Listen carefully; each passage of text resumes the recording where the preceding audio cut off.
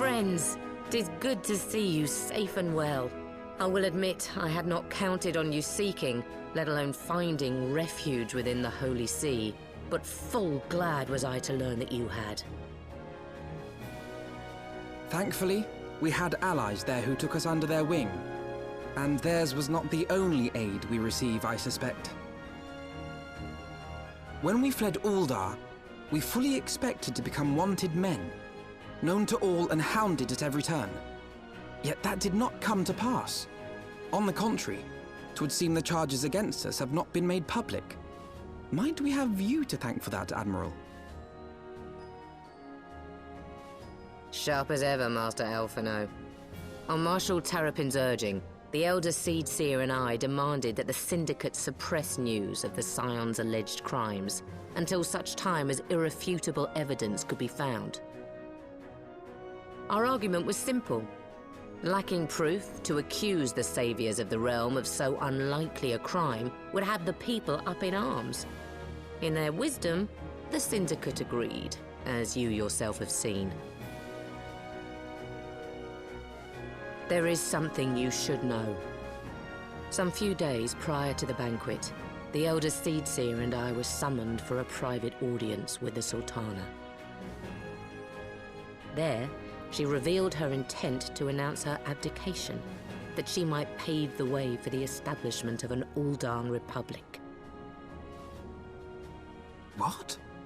But such an announcement would have plunged the entire nation into chaos. She was well aware of that. 'Twas for fear of what might ensue that she summoned us. Her Grace wanted the Elder Seedseer and I to lend Rauban a helping hand, you see? To aid him in preserving the peace during the transition.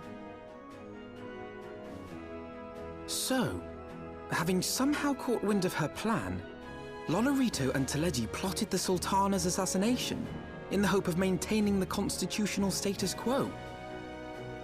But they must have known that her death would sow as much chaos as her abdication. Chaos from which Teleji alone might feasibly stand to profit. Surely Lolorito would never knowingly... Ah, could it be? I dare not hope.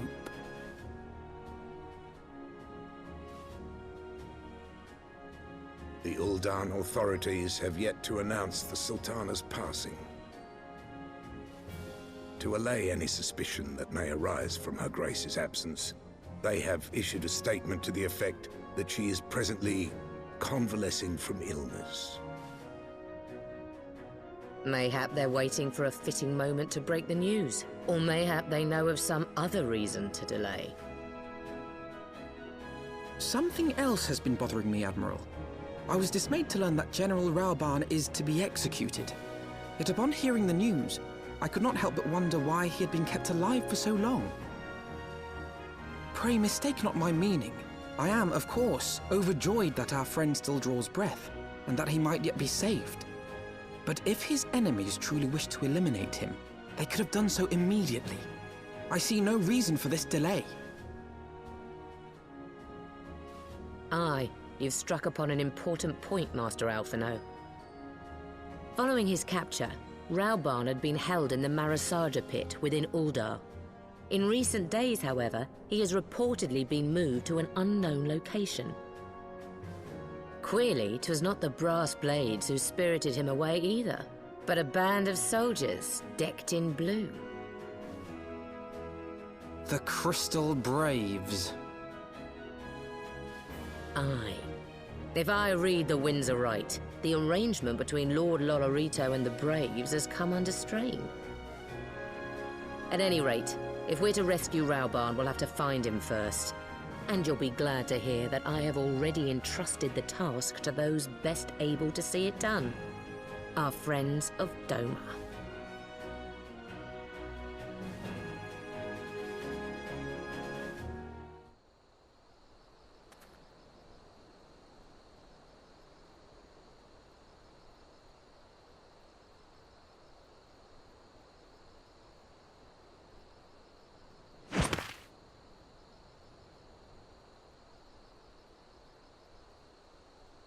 Pray, forgive me my lateness.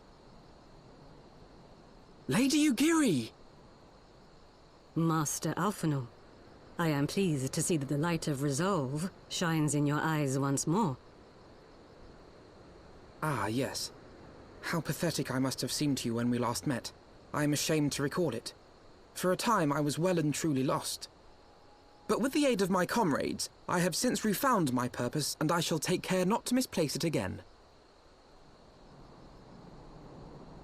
Since your escape from Ulda, my fellow shinobi and I have shadowed the Crystal Braves every step, in hopes of learning the Scion's whereabouts.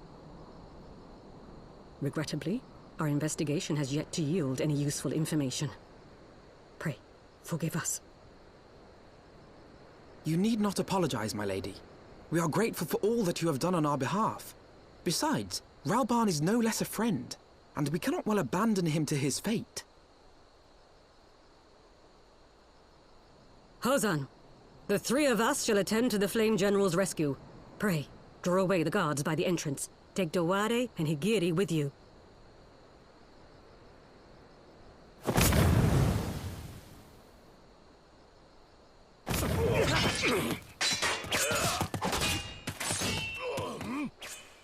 With me!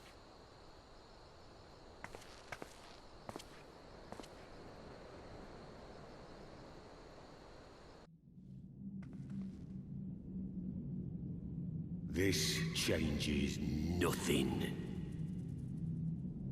It is over, Ilberd. Lay down your arms and surrender yourself to justice. Justice?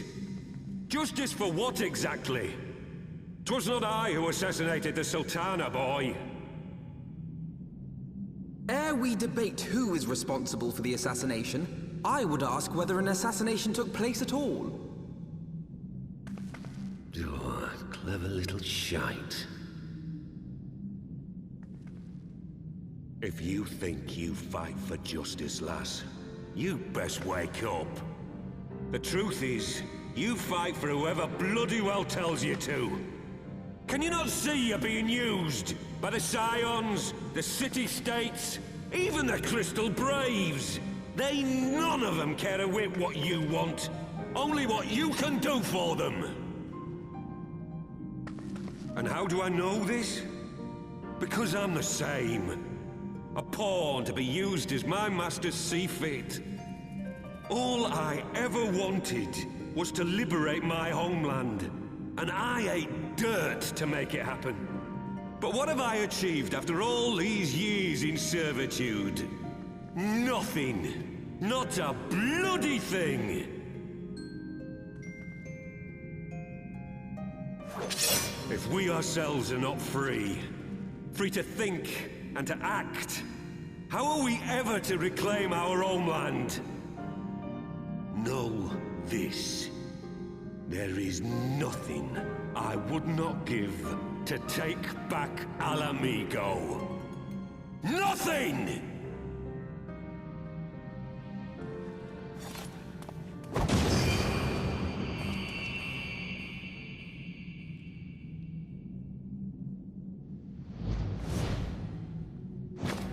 You'll not get away!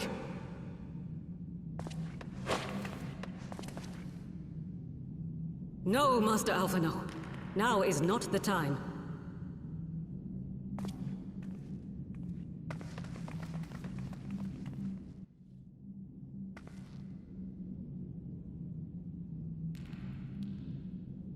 I'm but a cripple and a fool. And still you came for me. I'm in your debt. We are all of us fools of fate, General. But even fools have a part to play.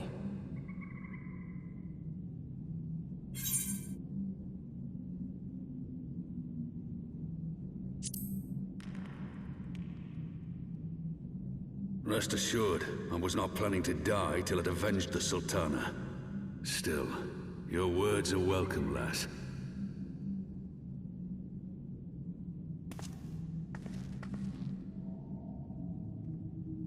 Know this, Ilberd. There is nothing I would not give to see you pay for what you've done. My wealth, my arm, my life. Nothing.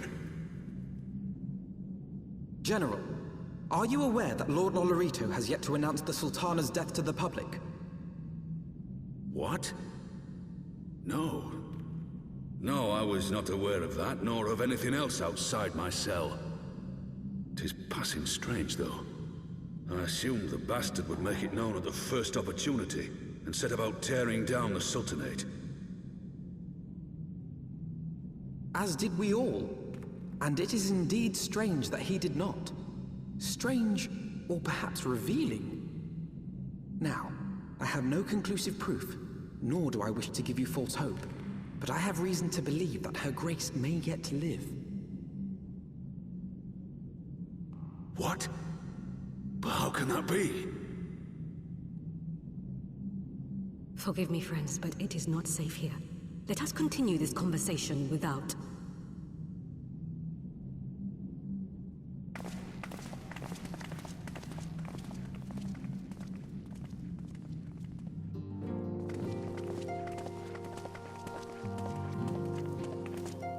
My dearest friends, praise be unto the 12 for delivering you from the clutches of treachery.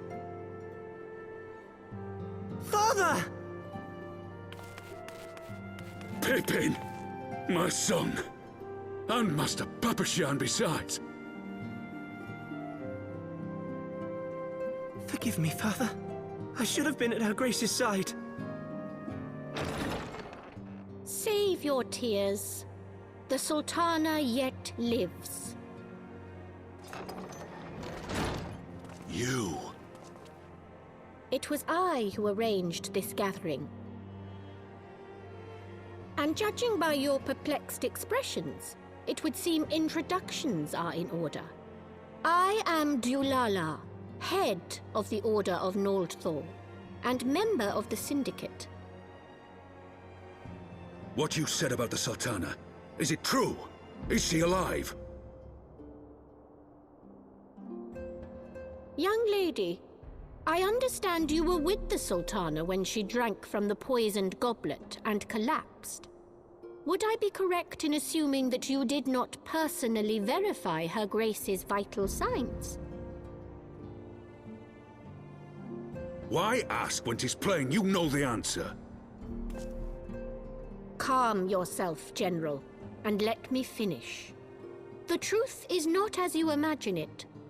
You are all victims of a most ingenious ruse. A ruse conceived to eliminate the threat posed by Teleji Adeleji. 'Tis my belief that Teleji plotted the Sultana's assassination alone, but that Lolorito caught wind of his plot and exploited it to his own ends. He sought to manipulate you into eliminating Teleji for him, and you duly obliged. At one fell swoop, he removed his two foremost rivals, all the while remaining above suspicion. God strike me down for a fool. But the Sultana, how can it be that she lives? She lives because Lolorito willed it. Her own lady-in-waiting is but one of his many little birds. By her sleight of hand, the poison was switched for a less deadly draught before it could reach her mistress's lips. Some manner of sedative, perchance? Of a potency sufficient to induce a slumber like unto death.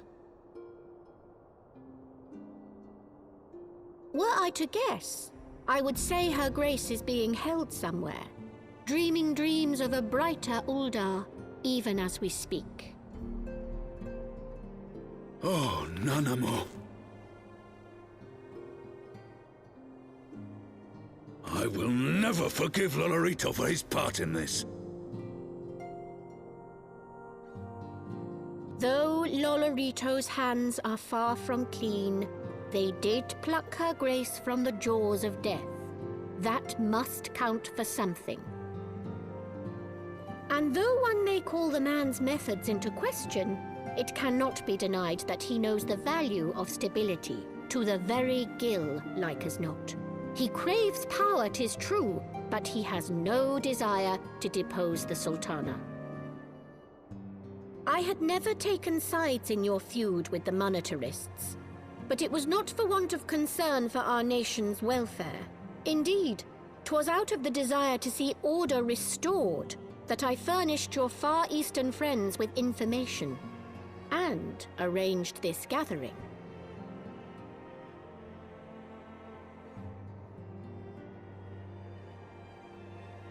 I hope you are ready to work, General, for there is much work to be done.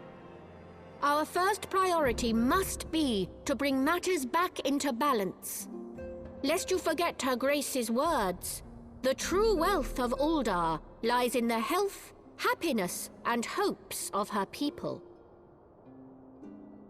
As for the more worldly kind of wealth, I am content to let Lolorito help himself to whatever Teleji Adeleji left behind. You, meanwhile, must do that which you alone can do. Rescue Her Grace and take your place at her side once more, for her sake and that of our nation.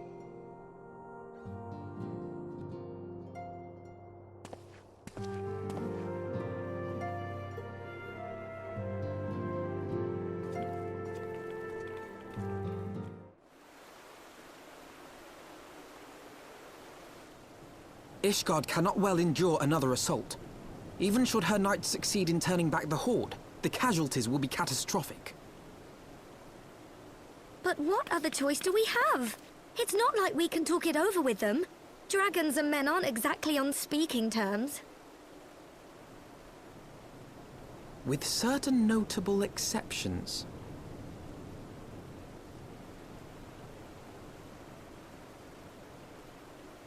You don't mean Iceheart? When last you spoke with her, she lamented her crimes, did she not? Then there remains a sliver of hope. If we can persuade Iceheart to act as our intermediary, we may yet be able to convince Nidhogg to abandon his bloody course. If there is to be a meeting, I would accompany you. Estinian. Even with your intermediary, Nidhogg's blood rage may render him deaf to reason. However, the mere attempt may afford our forces precious time to prepare. Of course, you might also consider a more direct approach to ending this conflict. With the power of the Eye at my disposal, and the vaunted strength of the Warrior of Light, we could conceivably slay the beast outright. If we are to risk a face-to-face meeting with the Dread Worm, I for one would feel safer in the company of the Azure Dragoon. However, I should only turn to your lance if my words failed to find their mark. Is that clear? Perfectly. I shall assume that Iceheart enjoys similar diplomatic protection until instructed otherwise. A word of advice. Think carefully before divulging the particulars of this plan to Sir Emeric. 'Twould not do to have the Lord Commander accused of consorting with heretics. Indeed. I thank you for your counsel, Estinian. We shall be honored to have you with us. I am glad to be of service.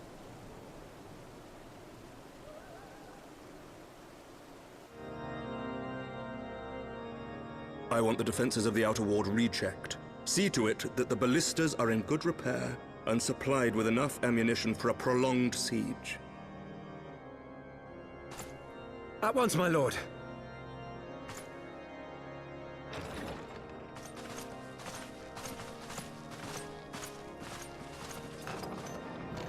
Ah, 'twould seem I have visitors. And unlike those messing beyond our walls, these ones are welcome. Pray forgive us for interrupting you in the midst of your preparations, Sir Emeric, but our suit concerns the impending assault. To speak plain, we believe there is a chance the invasion might be halted before it even begins.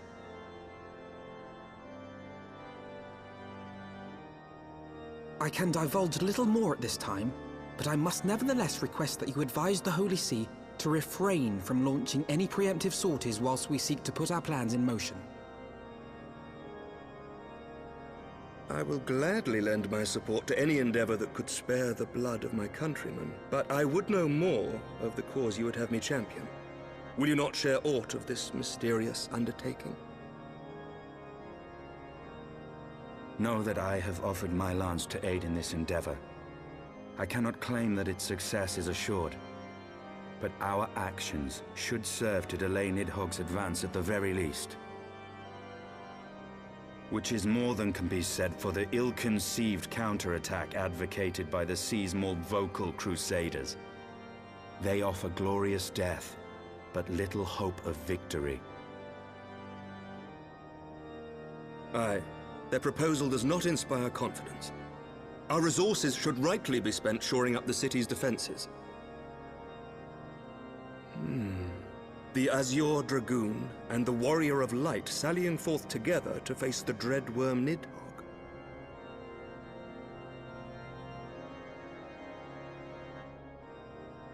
I must admit the mere thought of it does much to dispel my misgivings.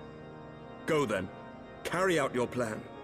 I shall do what I can for you within the Holy See.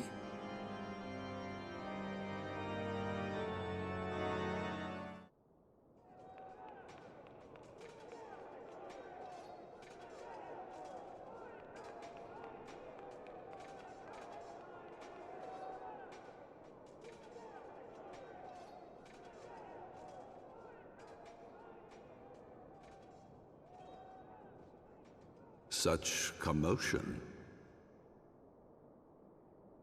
Yes, Your Eminence. The bells of the Observatorium warn of our enemy's approach.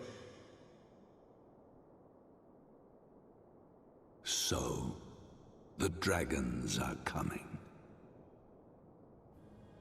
Let them come, in their hundreds and their thousands. With the divine blade in our hands, we shall rend their flesh and drown the heretics in their master's blood.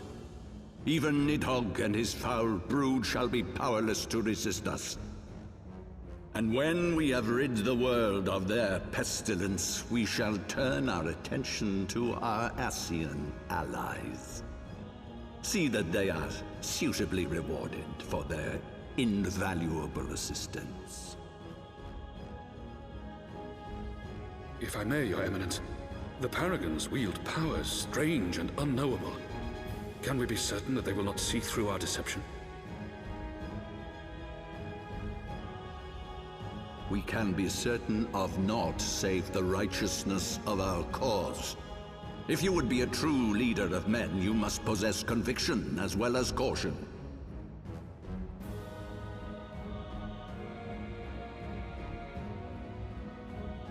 We seek to excise the root of an evil that has blighted us for 1,000 years. The risk is worth the reward. And what of Estinian and this Warrior of Light? They have plans of their own. Leave them to their purpose. We must each play the role we have been given. You and your chosen brothers most of all.